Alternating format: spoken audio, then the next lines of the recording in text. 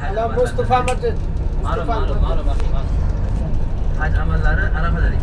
Arafada bir kun turishlik, ya'ni haj amallarini rukunlardan, rukun. Endi Arafat turgan hojlar nima qiladi deyilsa, o'sha Arafada bir kun turgandan keyin Muzdalifaga keladi. Hammasi. Arafatda Zulhijja Qurban hayiti kundan oldin peshindan boshlab to soat 12 gacha turishlik kerak kechasi. O'sha soat 12da o'sha kuftondan keyin o'zi hamma hojlar Muzdalifaga kelishni boshlaydi. Ba'zilar piyoda, ba'zilar mashinada, xullas lashkar oldiga kelaveradi. Keladi, mana shu Muzdalifada bir kun turadi. Ya'ni Qurban hayitiga turadi, ertalabgacha turadi. Shu kechasi kuftondan keyin kelsa, ertalabgacha turadi Qurban hayitigacha.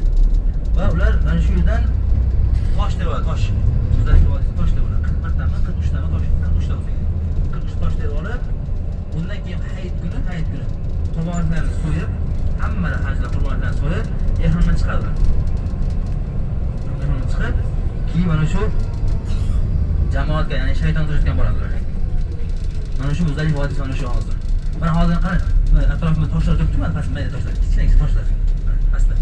O'shalar hojlar terib olib, jamoatga shaytonni tosh otgandan keyin ularni yig'ib olib yana shu yerga tosh tashlagan. Hamma olishi uchun yana qayta olishi uchun. Chunki uncha toshni nima qiladi? Yig'ib turavermaydi-da. Shu toshlardan terib olib ketadi hamma. Yana shu jamoatda haj tugagandan keyin yana toshlarni yig'ib olib tushishni sochiladi shu yerga. Mana shu yerda hozir o'zi hech kim yo'q. Ayni g'alati tuyulyapti, lekin haj payti oyoq bosib joyda bo'lmaydi. Mana shu yerda mashina yurishga yo'l bo'lmaydi. Odam duruylar, odam.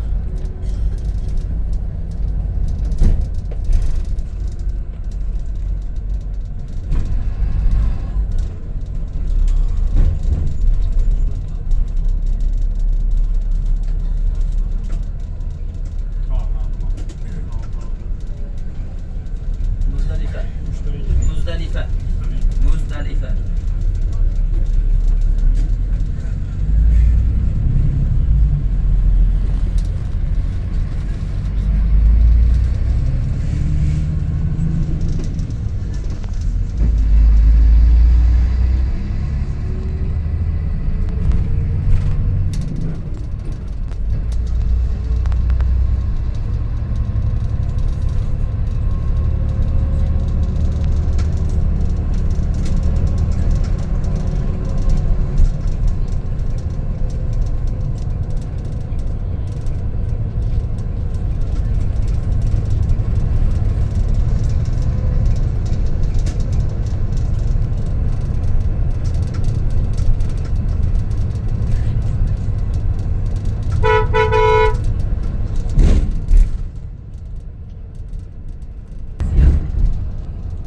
Biz hozir bu yerga kelishimizning sababi nima o'zi deyilsa, inshaalloh Alloh taolo hammamizni katta hajga yetkazsin.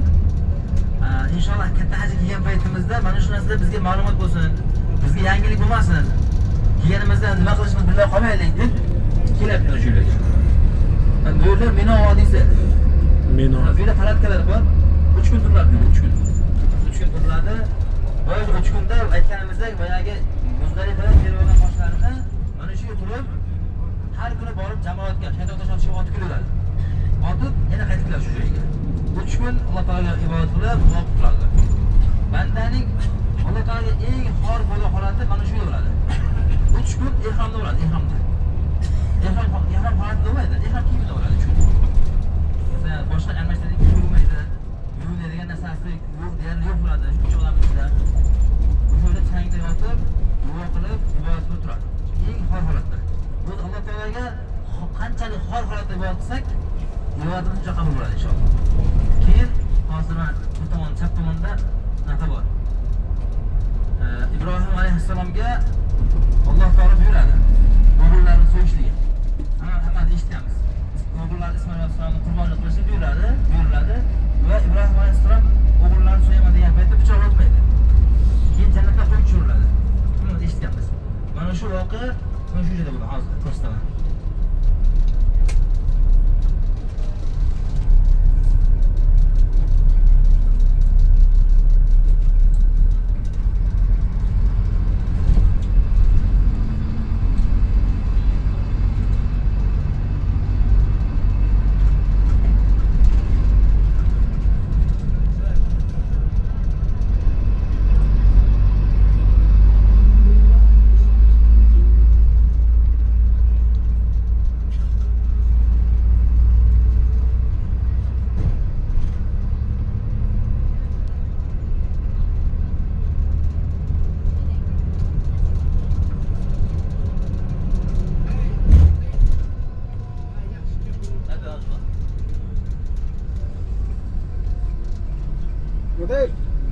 Ma'lum.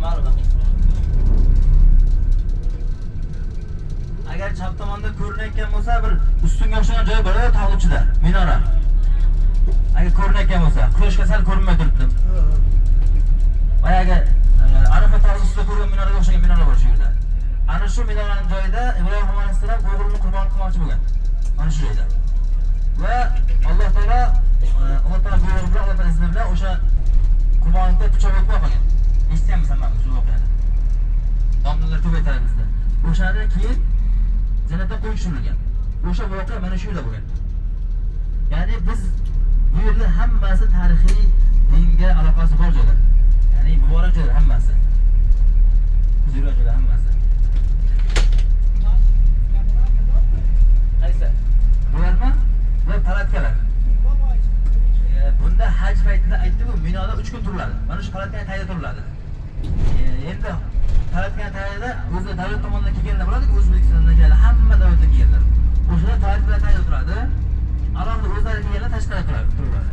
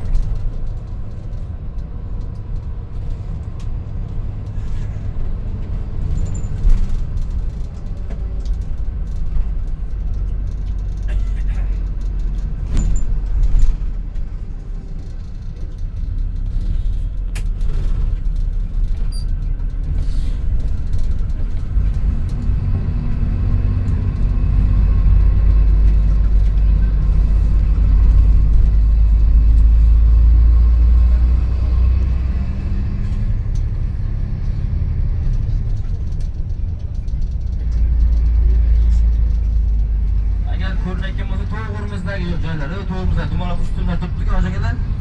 Dumaloq tushda. O'sha joylar jamoat deyiladi. O'zimizda shaytonga tosh otish deydi. Yo'laklardan kelib, o'sha ustunning dumaloqning ichiga tosh otib ketadi. Birinchisi 7 ta, keyingisi 7 ta, keyingisi 2 otadi. Har kuni shu holatda davom etadi. Kelib, hojilar palatkalardan chiqib, o'sha tosh otgan joyga kelib, tosh otib qaytib ketadi. Aytadiki, o'zimiz O'zbekistondan kelgan hojilar turgan palatkasi bilan o'sha jamoatgacha bo'lgan joy kelib, to'xtatib qaytib ketguncha 10 kilometr masofa deydi. 10 kilometr. Ya'ni tiqilishda odam ko'p bo'ladi, juda odam ko'p holatda kelib, o'sha odam ketadi keyin.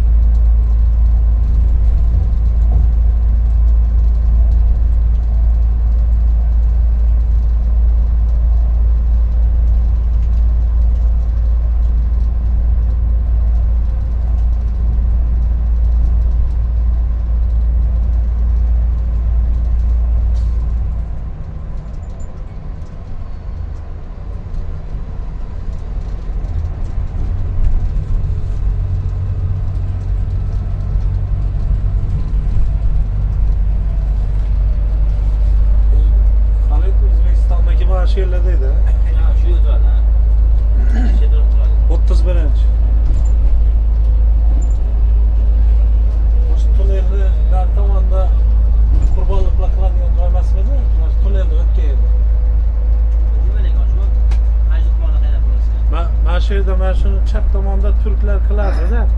O'ng tomonda. lekin